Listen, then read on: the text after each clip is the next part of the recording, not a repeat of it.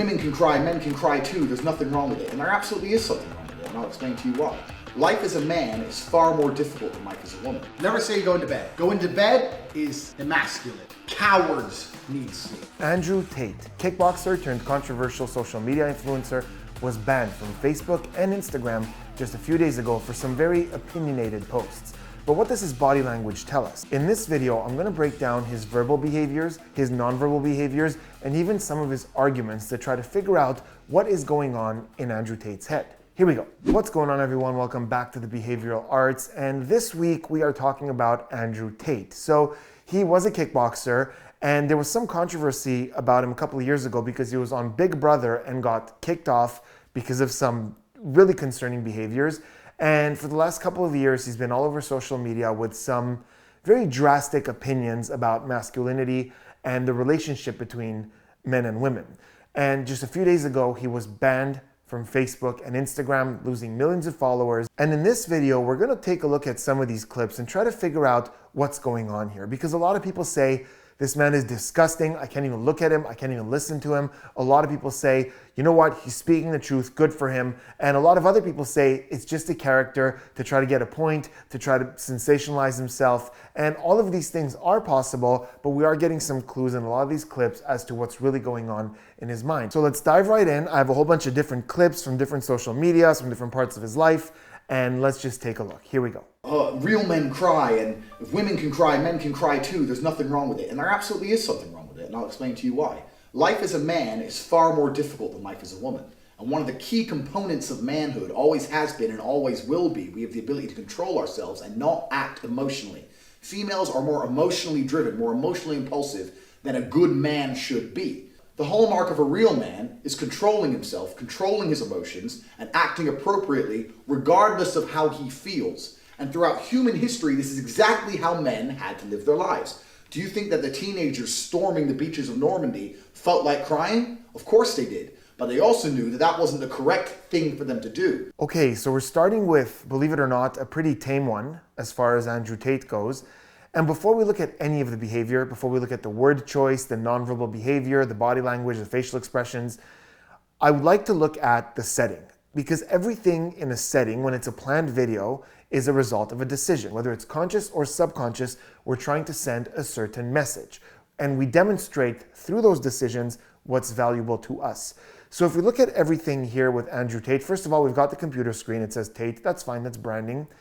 And in front of it, we have a beer, a bottle of beer, which he's not drinking, but it's just there. And then we look at his posture, and it's weird because he's not sitting facing the camera. He's sitting like this, kind of off to the side, leaning back in his chair. So leaning back is typically comfortable. His arms are also like this in front of him. A lot of people misinterpret crossed fingers. Crossed fingers in and of themselves are not discomfort. If you start to see pacifying like this, like massaging back and forth for self-soothing, that indicates stress.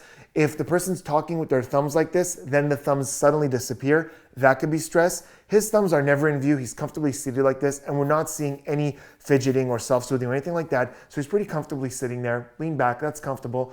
But he's not facing us. He's off to the side. And usually we can tell a lot in body language by looking at which way someone's body and legs are facing.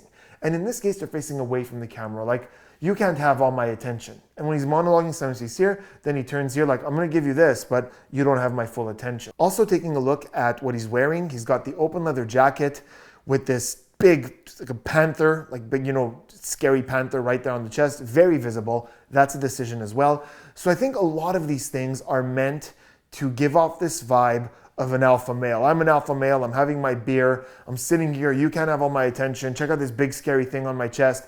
So a lot of this is him coming off as an alpha. And I think he does this on purpose. And I think a lot of what he does is to speak to a specific demographic. He doesn't care about everyone out there, obviously.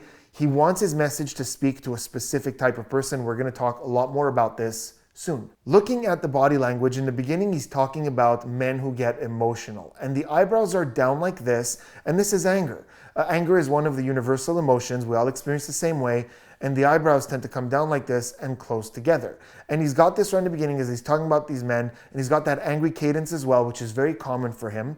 And there isn't much movement. If you look at this, actually, just the body language, he's rather calm. Besides the fact that there's anger in the eyebrows like this, he's not fidgeting, like I said, he's not moving around.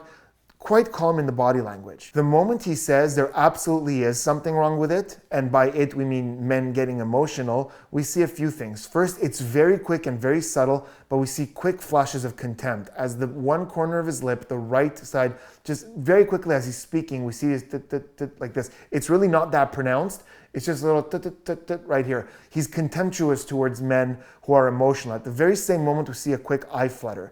Now, eye flutter is usually processing something. We're having a hard time with something, but it also happens in pre-aggression. Before we get aggressive, we might say to someone like, you want to say that to me again? And we're seeing it right there. And I think for him, we see it a lot, not just here, and we're going to see it again later. We saw eye flutter, the eyelids flutter in pre-aggression. So I feel he feels contemptuous and aggressive towards emotional men. Now let's look at some verbal stuff. He continues with, I'll explain to you why. Life as a man is far more difficult than life as a woman. And I'll explain to you why. Life as a man is far more difficult than life as a woman. And I think that line gives us the most important thing, in my opinion, about Andrew Tate. If we throw away everything else, I think the one thing for me is Andrew Tate cannot distinguish between his own personal conclusions and objective truth. And we're seeing that right here. He starts with, I'll explain to you why. Now, this is, for me, always a very aggravating way for someone to start a sentence. If a mathematician, for example, wants to say, I'll explain to you how divisions work, or I'll explain to you how square root works, that's fine, because this is an expert in a field where there are correct answers, math, numbers, and that's an explanation. But when we're talking about the dynamics of social psychology, the dynamics of gender roles, you're not an expert. I think almost no one person is an expert. There's research out there. We can look at that research. We could say things like, here's what I think. Let me tell you my thoughts. I believe. But you can't say, let me explain to you why life as a man is harder than life as a woman. You don't know that. Then we get to the sentence, a good man should be. And this is when he's saying, women are more emotional than a good man should be. And at that very moment, two really interesting things happen. Now, you have to realize, we have to baseline this. Up until this point, there really isn't much movement, but at that moment, a good man should be, two things go up. His eyebrows go up for the first time. Earlier, there's a quick flash of the eyebrows, but here they go really up, and his thumbs come up. Now, these are called gravity-defying gestures. When we're happy or thinking positive, things tend to go up. In excitement, we jump up. When we're subtly excited about something, we're not trying to show it, our feet might go up like this, the toes, and they might move around like this. Upwards is something we associate with positivity quite a bit. I think in his head, there's a positive, strong image of what a good man should be. And in this moment, when he's thinking about that, there's these men, weak men, emotional men, and then there's the kind of men that men should be. The good ones, the positive ones, the strong ones. There's a positive thought in his head as soon as he says, good men should be. I want to end on the logic of what he says right there at the end. And I'm going to do this a lot throughout this video. I'm going to look at the logic of his arguments because in behavior analysis, we're very often taught critical thinking. When things are heard, we really have to stop and think, okay, does that actually prove anything? Because sometimes the devil is in those little details. Right at the end, he brings up the teenagers who stormed Normandy, and he says they never cried, they never let their emotions get the best of them, so you shouldn't do that either. Is that a good argument to support the point he's trying to make? I don't think so. In fact, it's a very big fallacy in logic, and it's called the cherry-picking fallacy, and Andrew Tate is the king of the cherry-picking fallacy. He does it a lot. What the cherry-picking fallacy means is when you look at one specific part of a whole and use it to make a point, but you ignore every other element of that whole. In this case, if you want to tell someone that they need to behave more like a specific group of people, first you have to prove that that group of people is better or has a better quality of life or is somehow something that we should be looking up to or trying to become. Now, the soldiers who stormed Normandy, yes, they were very brave, they were very courageous, but there's no evidence that their quality of life, their happiness, or their way of being was better than a man from today. There's no comparative data. We don't know that. You're really cherry picking one specific behavior of a specific group of people who were in a horrible situation where they literally had to fight for their lives. But we don't know. We don't know if they were happy. We don't know if it served them well to act this way. You don't have that data at all. So it's one thing to say, I think that those men were great men and they were courageous and that we should learn from that aspect of them. But to say, you need to be this way because they were that way is a really, really bad argument. Furthermore, you're cherry picking one specific behavior when you say they didn't cry, therefore you shouldn't cry. But you're ignoring a whole bunch of other behaviors. For example, how often do you think that the soldiers of Normandy went on these big public rants and said all these triggering things and offended a whole bunch of people around them and really didn't care what anybody thinks? You see, if they did that, they would be outcast by their colleagues and they would die. So does it make sense to you, Andrew Tate, for me to say to you, you should never go out in public and you should never say offensive things and triggering things because the soldiers at Normandy never did that? You see how cherry picking works? I'm going to say this now and again later throughout this video, and you might disagree, but it's my truth and I need to speak my truth.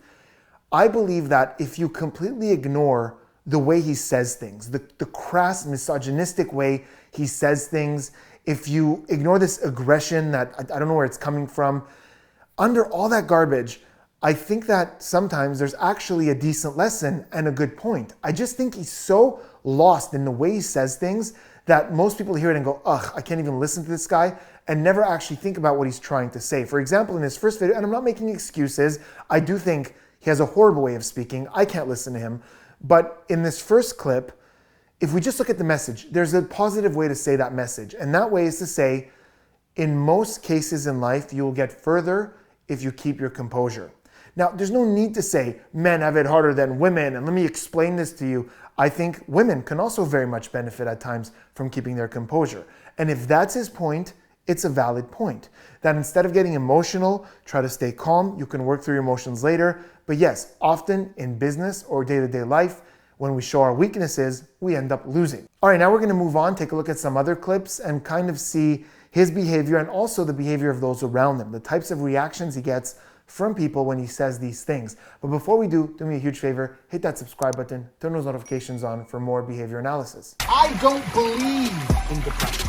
If you're asleep in your bed in the middle of the night and you hear a noise and you believe in ghosts, now you're afraid. Your house is only haunted if you believe in ghosts. And you believe depression is a crippling disease, and that's why you're afraid of it. Whew, okay, we just have to get this one out of the way because it's weighing heavy on me.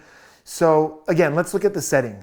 I'm topless, showing my musculature. I'm in this hot tub, in the middle of the day. So again, it's this sort of like, I'm a man. Like I get to do what I want and look at how cut I am. And we also have that voice.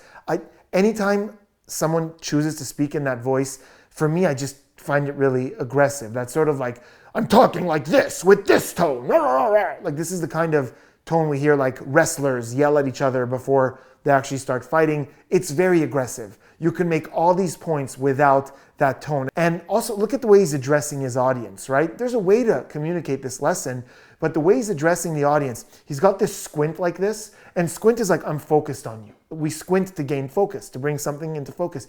So he's got this squint, and again, his body isn't turned to the camera, it's turned away, like you don't have my attention, but you have my aggression. Does this feel good to anyone? If I talk to you like this, does this feel good? That's his tone, that's his squint, finger pointing.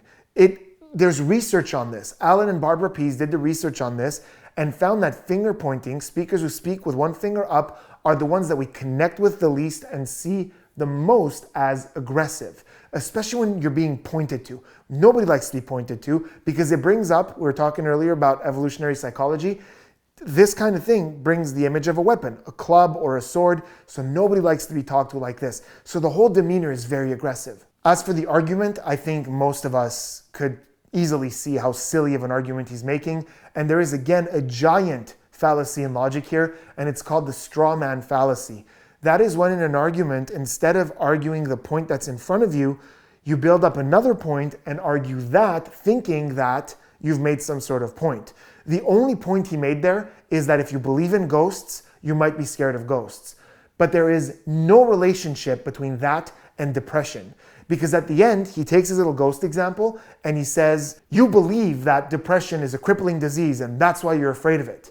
No, we don't think depression is a crippling disease. Depression is a crippling disease. Depression can be caused and can cause chemical imbalances in your brain and also different physiology to your brain. There's been a lot of research done on the effects of depression on the brain, and there are areas of the brain who have less gray matter, who are less developed in people who have dealt with depression for a long time. And there are other parts of the brain, like the amygdala, which is where all emotions are regulated, that get more active in depressed people. Not to mention that a lack of dopamine can cause depression. Depression can cause a spike in cortisol. So there's a lot of stuff going on in the brain that we don't have control over. It's not like people go, I believe in depression, therefore I am depressed. That's just not how it works. Which brings us to the second fallacy in that one argument, which is the personal incredulity fallacy. This is when someone who doesn't understand something comments on something and says that's not the way it works or that can't be right, only because they don't actually understand what's happening. Basically what I'm saying is just because you don't understand something or you don't believe in something,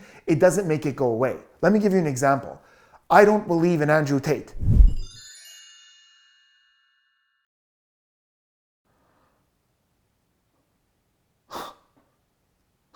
Now, while we're bathing in fallacies, pun intended, I'm also committing a fallacy right now. It's called the fallacy. Basically, what that means is just because I can prove to you that he doesn't know anything about depression, and just because I can prove to you that his ghost metaphor has nothing to do with depression, it doesn't mean that the point that he's trying to make is invalid. I've heard a lot of motivational speakers out there or life coaches who say, sometimes you're going to feel a little down, you're going to feel a little depressed. Again, not clinically, not the chemicals in your brain, but just sort of you're feeling a little down that day.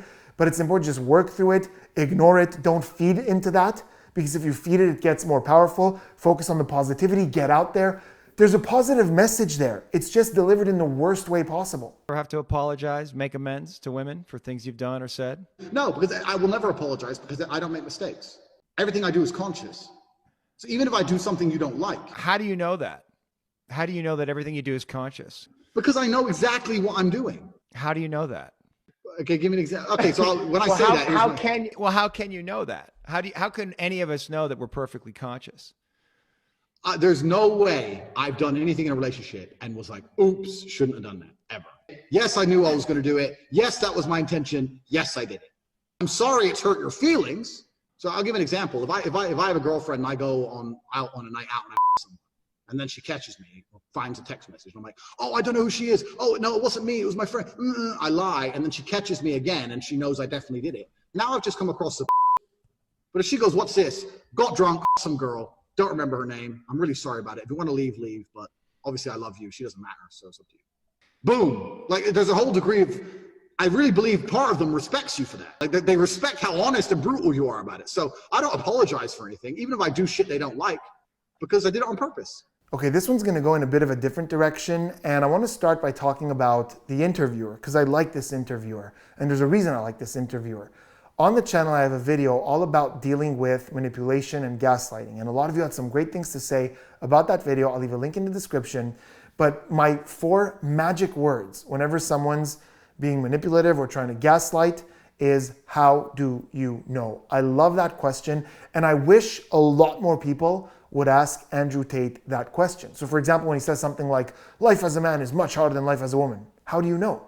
Have you been a woman? Have you done the research? Have you compared tens of thousands of women to tens of thousands of men? How do you know that? Because when we ask that, they get on the defensive, they have to internalize, they have to defend that standpoint. And in his case, very soon it'll come out that, well, he doesn't know that. He thinks that. And that's different than, let me explain to you why it's this way. So here he starts off by saying, I don't make mistakes. Everything I do is conscious. And I'm sorry, but that's a really unintelligent thing to say. Again, there's a giant flaw in his logic. And that's the fact that a lot of things are both conscious and a mistake. For example, let's say somebody goes out and they have way too many drinks, way more than they would have wanted to. It's conscious. They're not subconsciously drinking without knowing about it, but then they could wake up the next day and go, oh man, that was a mistake. I shouldn't have done that. A lot of things are both conscious and mistakes. So really unintelligent point right there in the beginning. And the interviewer goes, how do you know? So it gets him to question his own position. How do you know it's not a mistake? How do you know everything you do is conscious? How do any of us know? So now you could see it trips him up. Like he's like, and he gets on the defensive. And what happens next, I really can't explain. It seems so incongruent with his message versus what he says next. So what he's saying basically is it's okay for him to go out and mess around with someone else and the next day not be regretful about it and not show in any way that it's not something he intends on doing again. And he has this very sort of laissez-faire attitude of like, it's fine, it happened, might happen again, I don't know. But what's really bugging me is it seems incongruent even for his values. For For someone who preaches honesty and respect, this is both dishonest and disrespectful. Are you going to do this behavior again?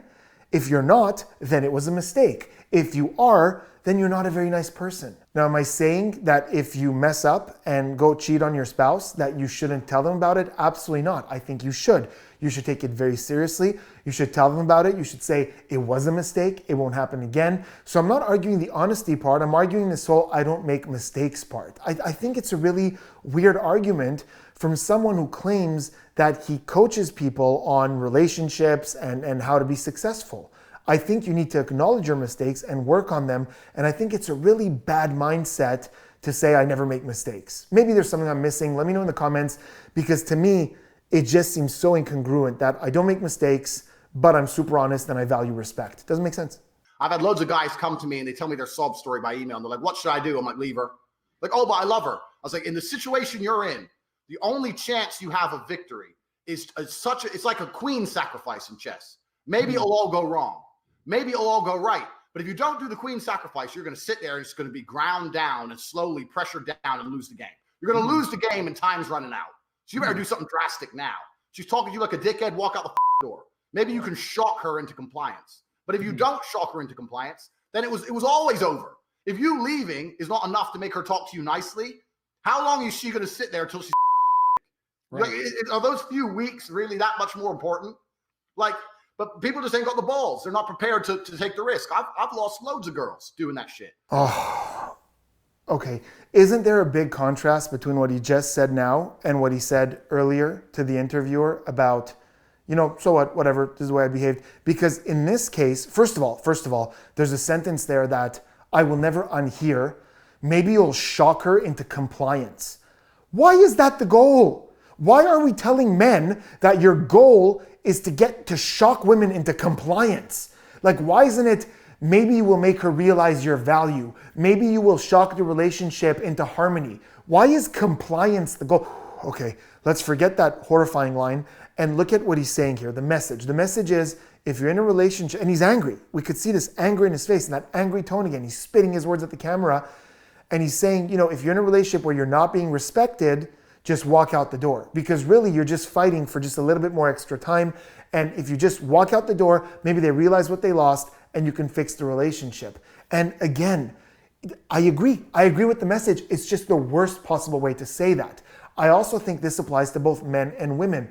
This is what I don't get. Why is it that, like, if men are being disrespected, you walk out and you'll shock her into compliance, but it's okay to disrespect women? It's okay to go out and cheat on a woman, and then if she demands respect, well, you just kick her out. Like, why is there this double standard? Does one gender deserve more respect than the other? If you're not going to have children, what are you going to do with your lives? What about you? So I go to the University of Miami. I'm majoring in interactive media. What I want to do with that is build virtual reality simulators for the military. And then I'm also minoring in motion pictures. I'm interested in acting and shit like that. A life without children is vapious, and it's inane, and it's pointless. And you may sit here and think that your career matters, but the truth is that your job will fire you out of whim and not give a second, don't give a solitary shit. So true. And when you're 52 and you're past it with no grandchildren in a house by yourself, and all your friends have grandchildren in this beautiful life, and you're sitting there by yourself, and if you sit here and genuinely think that you're going to work your ass off through your fertile years, and by the age of 54, you're not going to be suicidal alone with a cat, then you're dumb. The happiest women on earth have children and a man who's paying the bills and their mothers. The happiest people on earth. I guarantee it. Your mothers, ask your own mother, do you regret having me? She's going to say, of course not. You're the best thing that ever happened to me. Okay, back to some body language and verbal behavior stuff. So the women he's in the room with are being asked what they want to do with their lives. She talks about how she wants to build virtual reality simulators for the army. And we can see in her expression, she's got this smile, she's got that head tilt. Head tilt is comfortable, but it's also vulnerable. We see her heavily pacifying. We don't see the hands, but because of the shoulders, we see there's quite a bit of stress here. She's opening up, she's sharing her passion, her dream. She also says she wants to be an actress. And look at his expression. Throughout that entire thing, look at his expression. Is this a person who cares? Is this an empathetic person? He's just sitting there looking straight at her. He's not even turned to her. She doesn't get his attention. When she says what she wants to do, there's no like, oh, that's nice, not even a bit of a smile. He's just there Like, she's too boring. It doesn't matter. Doesn't matter. What he thinks matters. Everyone needs to listen to me when he talks with that tone. But what she wants doesn't matter. And then he does something that I've talked about a few times with Amber Heard. And it's as he's sitting there, just kind of staring off into space, we see this. So his mouth just kind of opens and closes. This is a behavior that I see very often in elitist, snobby people. People who have this sort of I'm above everyone else attitude. And sometimes it comes with this kind of looking around the room where it's like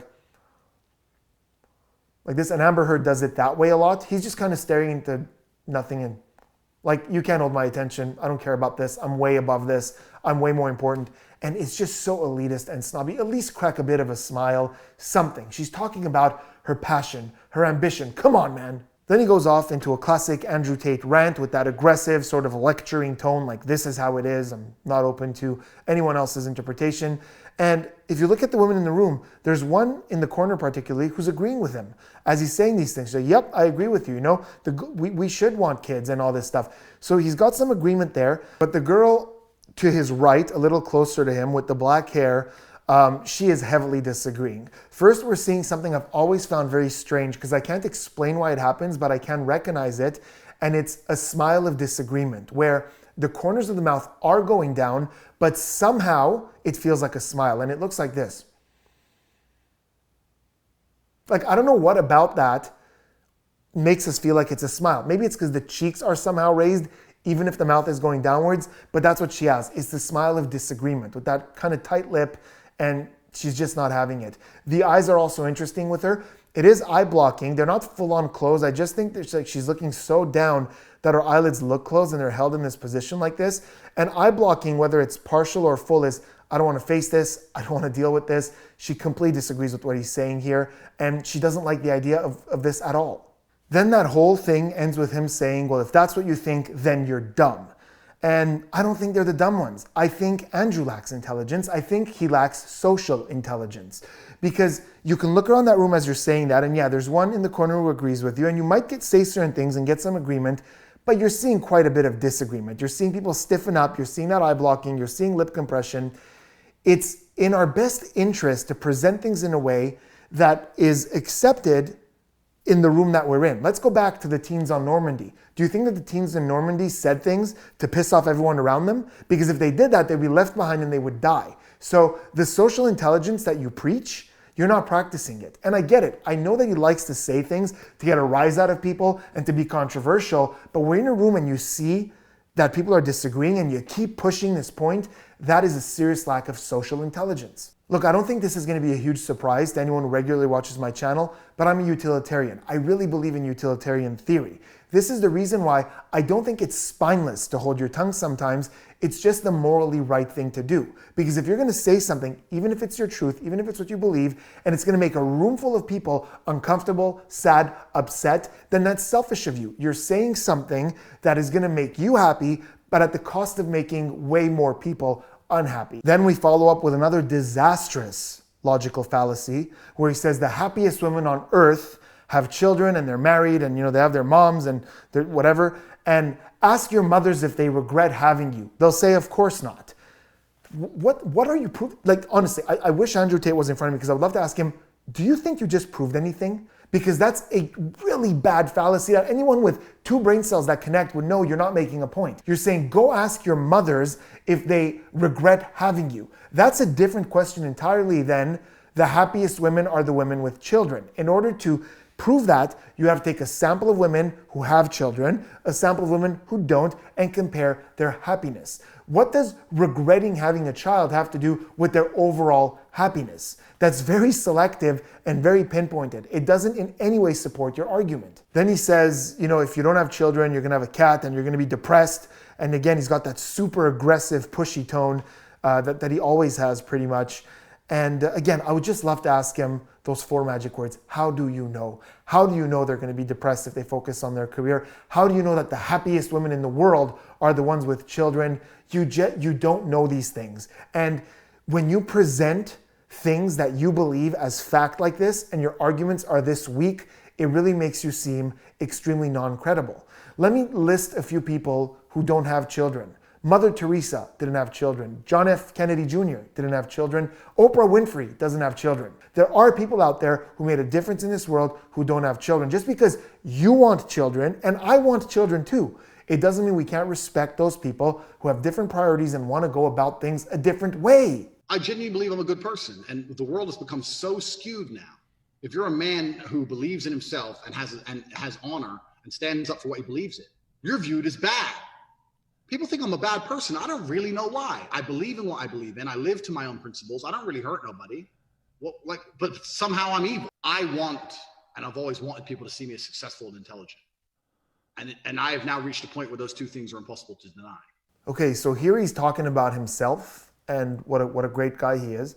And there's a couple of things with the verbal, with the nonverbal. So right in the beginning he says, if you're a man of honor who stands up for yourself, that's viewed as bad. And as he says bad, the eyebrows go up as he emphasizes on that bad with a pause. Like, this is important, and there's surprise there. When the eyebrows go up, it's one of two things. Either surprise or it's we're seeking approval, right? You bump into someone you know, hey, how you doing? We show innocence, approval, social acceptance. Now, I also did say earlier that when the eyebrows go up or when the hands go up or when things go up, we're happy. And that plays into the social approval. When we're surrounded by people we like, this is a positive experience. So that's part of the reason, like the eyes go up, this is approval, it's happy. If we bump into someone we don't like, it's unlikely that our eyebrows are gonna go up. We're probably just not gonna move too much to not call too much attention to ourselves. But in either case, that's not what this is. In this case, it's more emphasis, it's more surprise. Like, it's bad. It's bad to be a person of honor nowadays. But that's not the thing about you that people think is bad.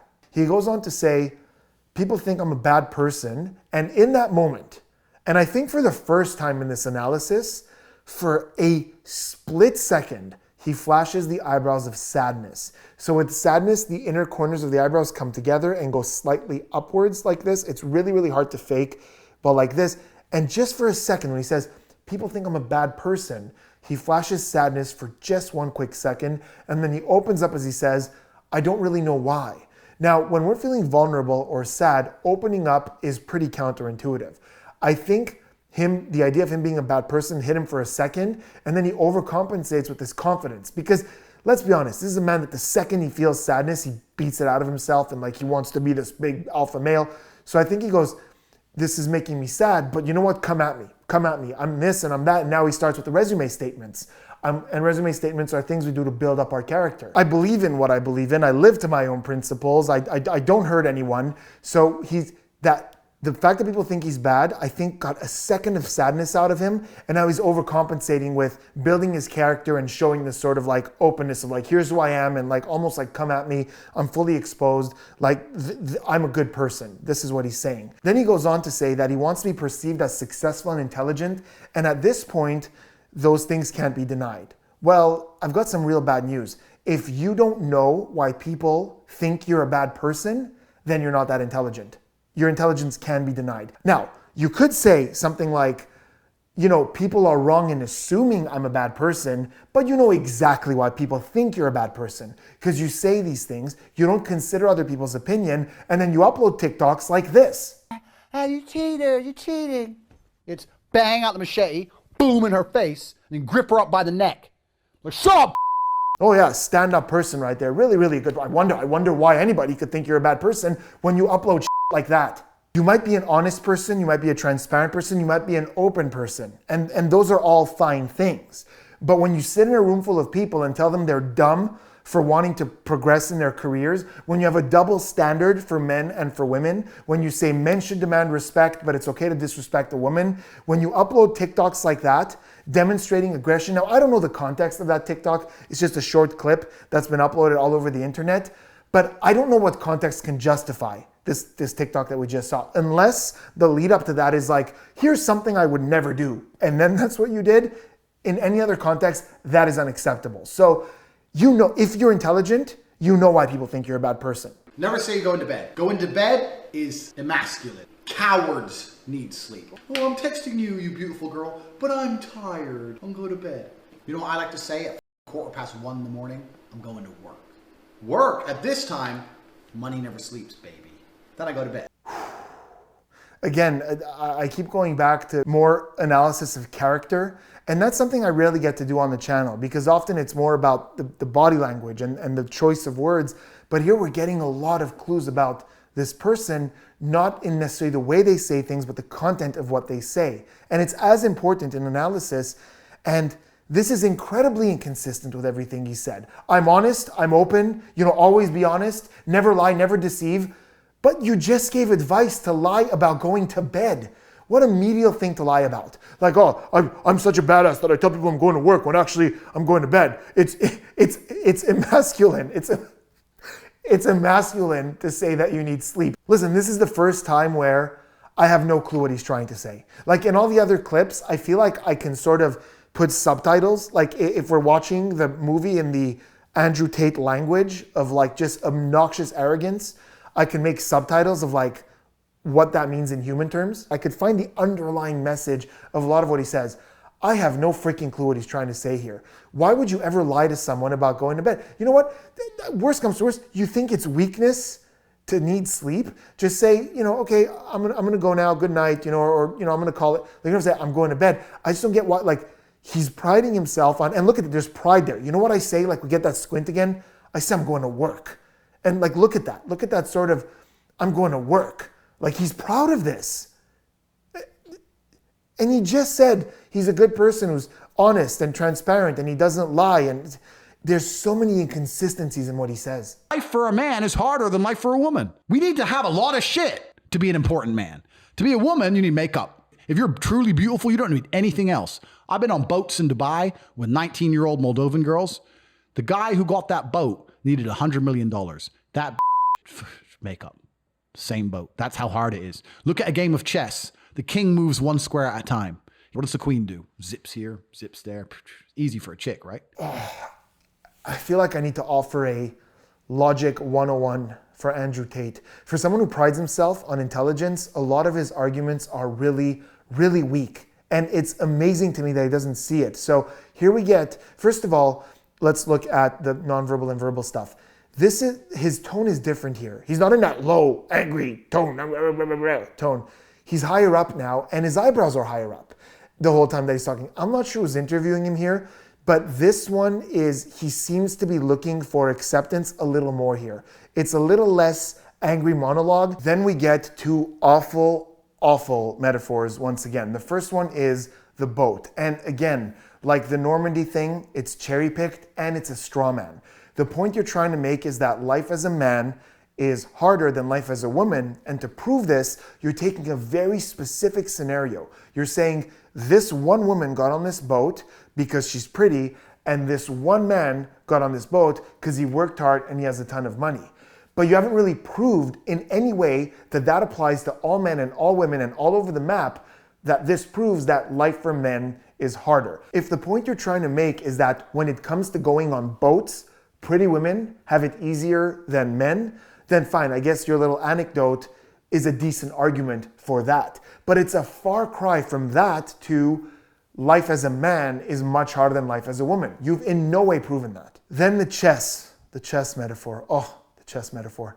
The queen zips around, zip, zip, zip. First of all, we're not chess pieces. You can't use made up roles on a game to symbolize people. But I get it, fine. It's a cute metaphor. But again, you're being very selective with that metaphor because I can use the same movement of the queen and the king to derive a lot of other lessons. Can I assume that men are more cowardly than women? Because the king usually stays in the corner, protected by the rooks and the pawns and the knights, while the woman goes zip, zip, zip. So does that mean that women are more go-getters, they're more warriors, they can get more done while men cower away? Because if we're comparing men and women to the activity of chess pieces, then I think that's a fair assumption as well. What about bishops? When chess was invented, bishops were exclusively men, and until today they remain a vast majority men. Bishops go zip, zip, zip on the board. How does that fall into your metaphor? I'm not a big fan when people use inanimate objects to compare our behaviors. We're not chess pieces, we're human beings. What do you say if a guy was working a 9 to 5, married to a woman, had a couple of kids, going his 2 or 3 holidays a year? I'll say congratulations. I would genuinely say congratulations. If you're happy with that, absolutely congratulations, and I don't look down on you. That's perfectly fine. But some men are just not born that way. Some men are born with something else inside of them, with a fire inside of them. Some men are not satisfied with that. I know me as an individual, I could not be satisfied with that. That doesn't mean I look down on the people who are. Okay, yeah, wow, that was great. That was a great. There's nothing reproachable about that. There wasn't some weak metaphor. There wasn't some flawed freaking argument where he's focusing on one thing to prove another point. That wasn't, that was great. Yeah, I wish he could apply that to everything else he does. If that's how someone is, I respect that. It's just not for me. Why can't you apply that logic to everything else? Look at the body language. We see that shift right in the beginning when he's talking about like how he would, if the person's happy, he'd totally be happy for them. The eyebrows are up and he has that higher tone up here. But the moment he goes into what works for him, we go back down into this with the eyebrows down. And it's crazy how consistent he is with that. When he goes into that lecture mode, regardless of what he's doing before, he goes into this blah, blah, blah, blah, blah thing. So we see that shift right there. That's really interesting. What is Tate's advice for guys below 6 feet? It's absolutely ridiculous to go through life wishing you're something you're not. The chessboard is the chessboard. It doesn't matter if you're 5'9", 5'7", 5'2". That's who you are. So you can be the best version of yourself and own it, or you can become an insecure about it. Okay, another one that he just nailed. I actually agree with that. And I actually love what he just said. And in this case, I don't mind the chessboard, because in this case, he's using it more as like a global metaphor to say like the playing field is the playing field. So it's more of like he's not comparing our direct behavior to a direct chess piece. He's saying, the chessboard is just sort of playing field is playing field. You get what you get.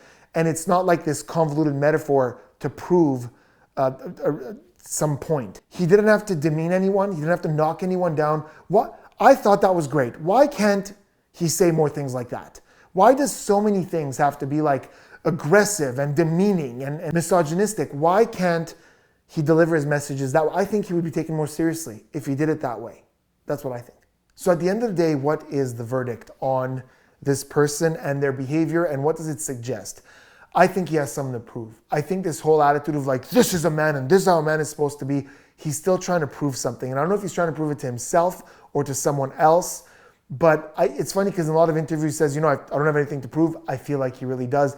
I feel like he's been hurt in the past. I feel like he's been emasculated in the past where he felt like much less than a man, and he's overcorrecting. Do I think it's real? Yes, I absolutely think it's real. There's nothing I've seen in any of these clips that would suggest that this is a made-up character or that he's putting on an act. This is a very real part of him. Now, of course, he exaggerates it, and I know he says things purposely in triggering ways to get a reaction out of people, just so he'll make headlines and people will talk about him, and it's working.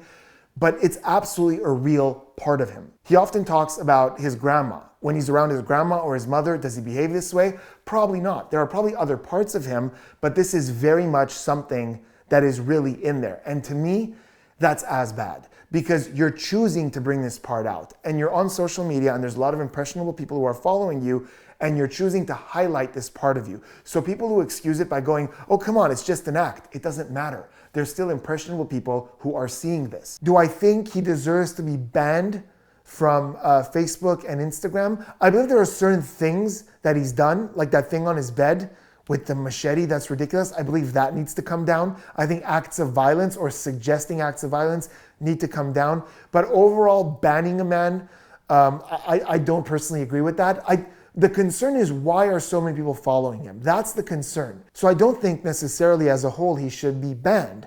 I think he has a right to say what he thinks, and we have a right to disagree, and we have a right to ignore him, and we have a right to listen to him and go, well, that doesn't make any sense, and what the hell are you talking about? Which is mostly my attitude towards this. But to ban the person, I don't know. I don't think I agree with censorship on a mass scale like that. Again, specific content can be banned because it condones violence. Again, we can just choose to look at his videos and go, I'm not subscribing to this, I'm not listening to this. It is concerning to me that he has that many subscribers. Why? What? Is he saying anything that earth-shattering? But of course, as always, that's just my opinion, and it did show a little more, but at the end of the day, I'm aware that that is not objective truth. That is my opinion. I don't like this. Anyways, hope you enjoyed it. There was a lot of stuff there more about sort of analyzing logic rather than analyzing body language. Hope you guys enjoyed that. Let me know in the comments what you thought, and I will see you on the next one.